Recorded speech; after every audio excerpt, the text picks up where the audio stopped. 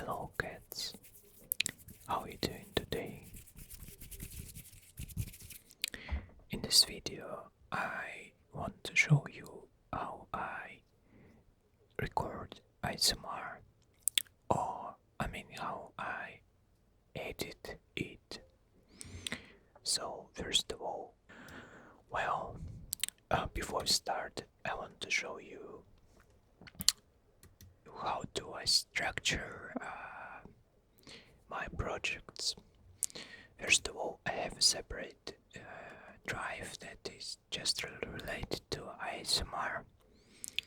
Then there I have raw files, and they structured as following. Just I do the year of recording, and then there is like audio files and video files, and they all structured too. So for example, for videos in this year, we're gonna do this one as an example, and then the same for audio files. Then how do I record audio?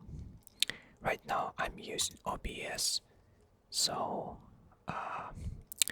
it's kind of simple way to do it, but and I use my small mic, so it's easier to set up. But then if I use my main Bumblebee mics, they called Nitkin B, so when I do that I have separate program that I use. It's called Isotope RX9. So basically I just record with this one because it has lots of post-processing tools that I can use for later edits. So I just recorded that one. It's called Mask Shop, and as you can see there's like a wave file right there. I do some post-processing here. Most of all, I just put gain, so if you hear ears a little bit, you see it's pretty, I saw this man quiet, right? And you can see it over there. So what I do, I just add some gain first. Let's see, like nothing there, only right, it's better. Follow shorts, it's really soft and comfy. We can do some more fluid. So you better watch out for those spikes. You see there's like some parts of the audio that hits the top. That means it's so loud that it can, damage the ears of people. So let's see how it sounds. Okay, I guess that's just some loud part when I use a mask. Let's just put this one down in the gain a little bit, so it would be kind of equal to the whole video audio part. The same part here. There's just like a small spike over there. For sure you can do it later in the video editing software, but as for me, I prefer doing that right there. I have really weird accent right now because I wear braces now, so they not really comfortable, and you feel my pain, I guess. So for now it's good, but now I can add some more gain to the whole clip. Right, so it's really comfy. You can see that the voice is really loud, really soft and comfy. But the same time you hear a lot of background noises, right? You see. So stretch, you hear the noise on the background. Ears right there. So that's why I use this software, because it has some like voice denoise and some other spectral denoise stuff. So for voice denoise, my settings might be something like that. Let's preview this part. Stretch, ear. That you just hear the difference, right? Ears. That's with voice denoise. That's like without. I stretch. Then I try to reduce the level of reduction so it won't damage the signal too much. The mask is pretty cool. Stretching too. Because if you use like a heavy voice reduction, that may damage some signal or even eliminate some ASMR sounds. Like that. Let's pick another fragment. You can hear some of the noise. See, it has some holes.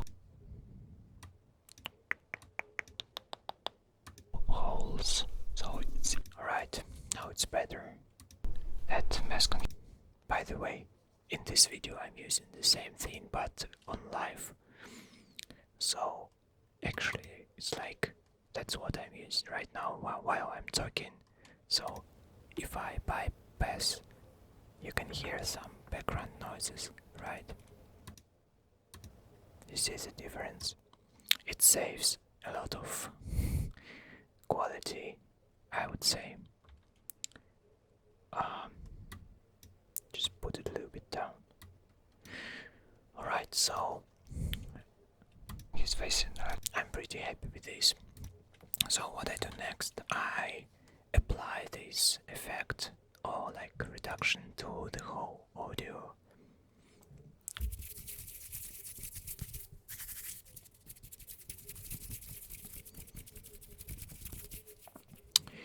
There are some other stuff that you can do in this program.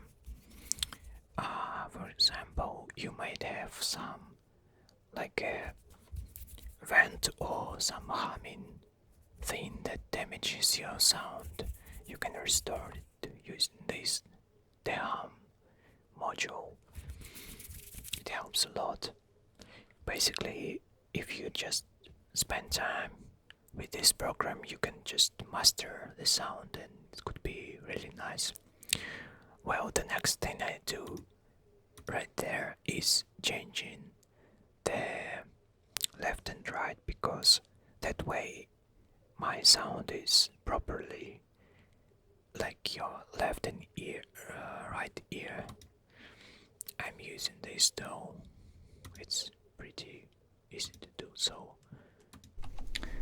Now, we'll see it later on the video. Okay, so after that I just export this file. I do in waves, so that's the maximum quality. And then I'm exporting in the same raw audio march, and now it's mask crop, so here we go. Okay, so we're done with editing audio. I'm just gonna close this. Now I use DaVinci Resolve Studio for editing my videos. Why I do that? First of all, there is a free version of it. It's called DaVinci Resolve. So I started with that, and I kind of enjoyed the process here, and it's just easier and faster, you'll see. So first of all, I'm setting up the project settings. I do in 4K, so I have a preset for that, but for now I can show you how you do the settings. So you go to timeline resolution, select Ultra HD, then on timeline frame rate I do in 30 frames per second, and video monitoring you can set to 4K too if you want to see how it goes on the video. Then the whole other settings I leave as it is, so it doesn't really matter. If I would have like a better camera, I might do some other settings. So let's go. Now I've set it up the project. I just most of the time just drag and drop my files. There is like a thing, basically it fine-tunes to the settings of the video that I use. Most of the time it's not like 30 frames, it might, oh hold on, it might be like 29 and 97 frames per second, so yeah, and it just fine-tunes to that. And then I go to audio, march, and mask crop, and drag and drop it there. Okay, so then I just put the mask crop video and the mask crop audio in the timeline. Then I go to edit tab, so that's where I edit all stuff. And then before I do a video, I do a clap, and to that clap I synchronize my audio. Alright, so let's see, where is the clap? Okay, here's the clap on the audio, and then that's the clap for the video.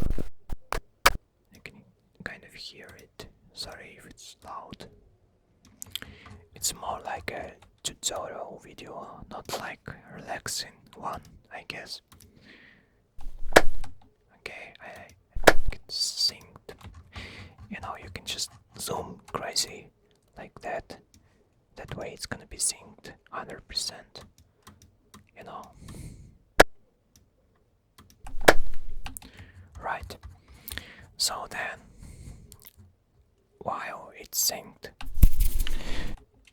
right there I've started, right? I just cut parts together like that, and then move it to the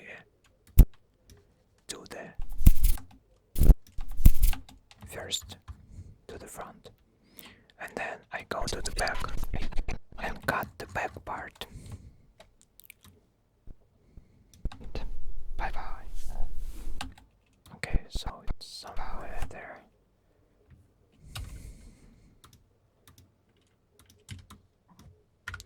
Right there, I'm just doing some fading. Bye bye. At the same time, doing the same thing on the audio. And then I go to the front and doing some fading as well.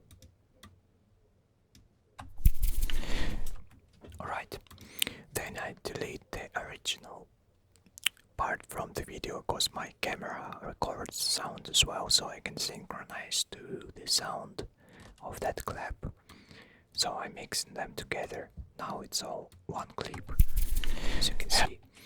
And then you can see the colors are kind of grayish, right? Because I'm recording in log format. It's Sony log, so I do colorizing. I do that before I edit any parts of the video, because that way it's all in you know, the same settings, and you can see the magic just like with one click. Right there, you see. Right, so Lowe, applying that plot table, right? Now it's a lot better, but then I fine-tuning to the colors. I'm doing it a little bit darker right there and adding some highlights.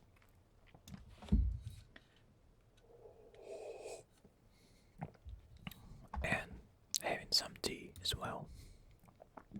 So that way I have more contrast. As you can see, you can actually do some contrast over there, but I prefer working with curves. Then you can just fine-tune some shadows, you know.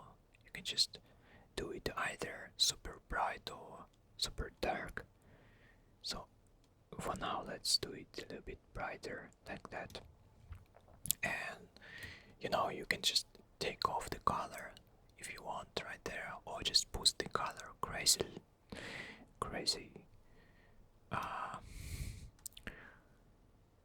Because I'm recording in S-Log, I can actually tint some temperature, so it could be like warmer colors or colder colors, you see. So it just depends on the style of the video I want to do. But it's changing the whole color scheme, you know, color range. So let's do it a little bit warmer, maybe like that. Oh, alright. So basically, one last part, I just like to bring down some details. So if you go crazy low, the world can be to one and only blurry, right? But at the same time, it fixes all the bad stuff from my skin. Or like doing like that, it's gonna be the opposite.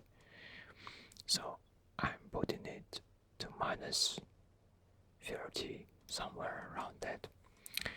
And you can see there are some noises on the video. I got this mask. So on his face there, you see. Long time. For that, I'm using DaVinci Resolve Studio tools. I'm not sure if they're in free version, but right there are some options how to fix them. And where are them? I'm blind. Noise reduction, here we go. So you just apply this thing, and there are like several ways to do it. Spatial threshold is really demanding of computing power, so I'm just using this one. It basically fixes the stuff perfectly. As you can see the difference, right? Look at this area, or maybe like to this area. You see some noises, right? Right there. So using that thing, it kind of blurs the noises, alright? If you don't have good lighting, that helps a lot to fix the final picture. So I can see that it's pretty okay. I might go back a little bit to the colors though. That way it's more natural. Alright.